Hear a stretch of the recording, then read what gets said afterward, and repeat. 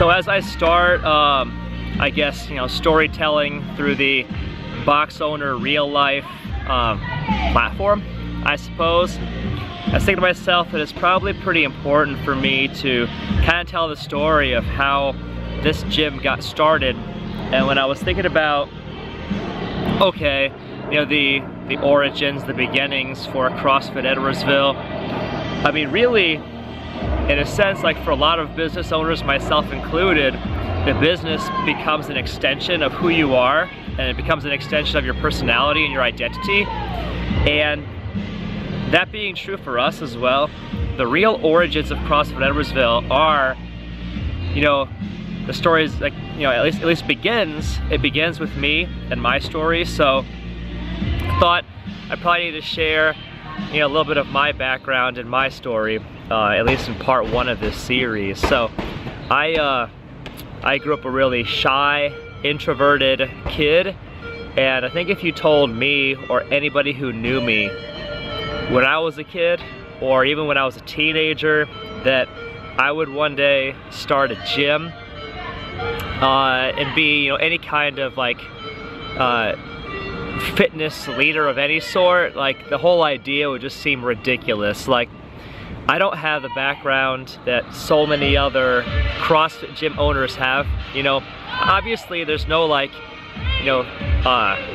cookie cutter mold for a CrossFit gym owner, but I know that so many gym owners, like, they started off as, they were an athlete their entire life. They were great athletes when they were in, grade school and high school and college. They were doing the fitness, they found their way to CrossFit, and then they, they realized that, something they could be pretty good at, and they loved it, and they wanted to share it with the world. And so that's how they found their way into eventually, coaching and then starting a box. That's not my story at all. I mean, not at all. Like I said, I was a shy, introverted kid.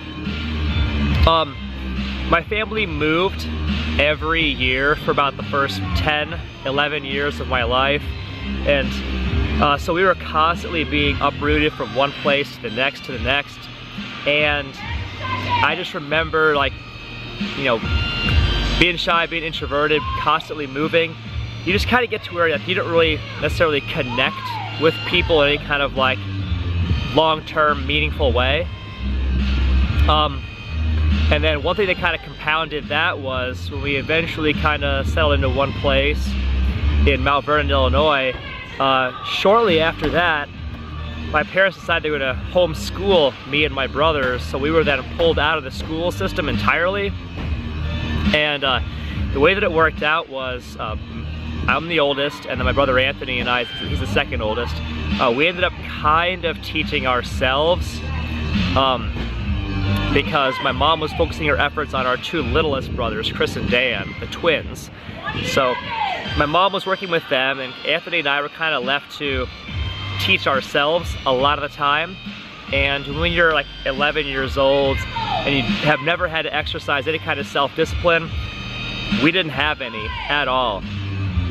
So, it was disconnected from society, disconnected from people. My family is full of introverts, so we were kind of disconnected from each other too. We kind of all did our own thing. I was in my classes, and my brother Anthony was in his classes. And one thing that we did know was we loved, basketball. So we'd go outside and, shoot a basketball around a lot. We were a huge fan of the Chicago Bulls. And I remember, basketball was at that time like my great passion. And I played basketball because I love the Chicago Bulls and I wanted to be connected to the sport of basketball as much as possible, but I was not good at basketball at all. Like, one of the things that's so hilarious about me having any kind of capacity in CrossFit whatsoever is the fact that, my genetic heritage is to be terribly out of shape, overweight, obesity, hypertension, diabetes, glaucoma. That whole, like, traditional American health problem picture is basically my genetic heritage. And there was, in my family, like, people didn't eat healthy, people didn't really exercise. Anthony and I were the first ones to get out there and kind of pick up a basketball and start messing around. And again, like, I was never any good at athletics. I just kind of tooled around with it because I loved the Bulls, but health eating was not a part of my picture at all.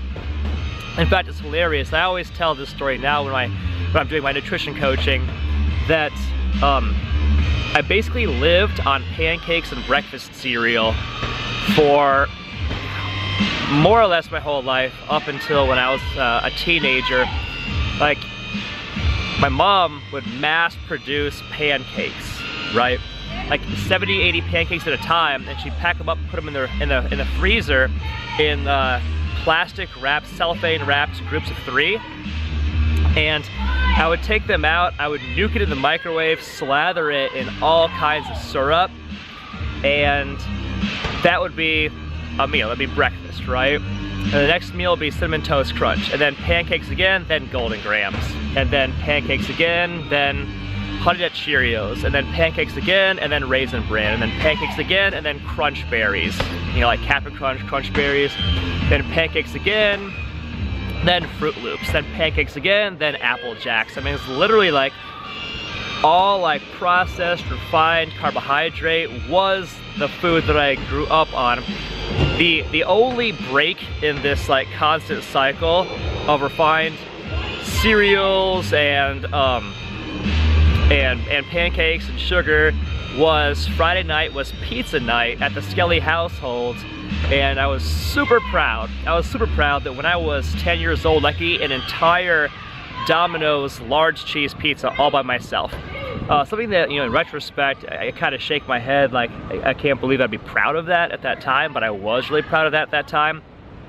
And in fact, to try and push the envelope farther with my pizza eating on Friday night, I would often start fasting on like Thursday night, where I wouldn't eat anything on Thursday night until Friday night rolled around, so I'd be super, super hungry and able to eat even more pizza in one sitting. Like, that was something that I was super proud of. So I mean, like, when you fast forward to when I moved out of my parents' house when I was 18 or 19 years old, I forget what it was, I was extremely out of shape. Like, exercise, besides like, shooting a basketball around the court, exercise was mostly a stranger to me. There was no healthy eating whatsoever. I mean, absolutely none. I was in terrible shape. I was super soft. There's no muscle definition. I was just, I was always, go through peaks and valleys, eat the food, have an energy spike, crash down, be tired, and the whole idea that I would get involved in health and fitness at all was kind of absurd when you think about my beginnings and my start. So it was kind of then when I moved out of my parents' house that I kind of realized I was going to have an opportunity to have a fresh start. And that was kind of when I started digging into learning about exercise, learning about nutrition. And ultimately, it was when I moved out of my parents' house that was kind of when the whole fitness journey really started, and where I think CrossFit Edwardsville's story truly begins.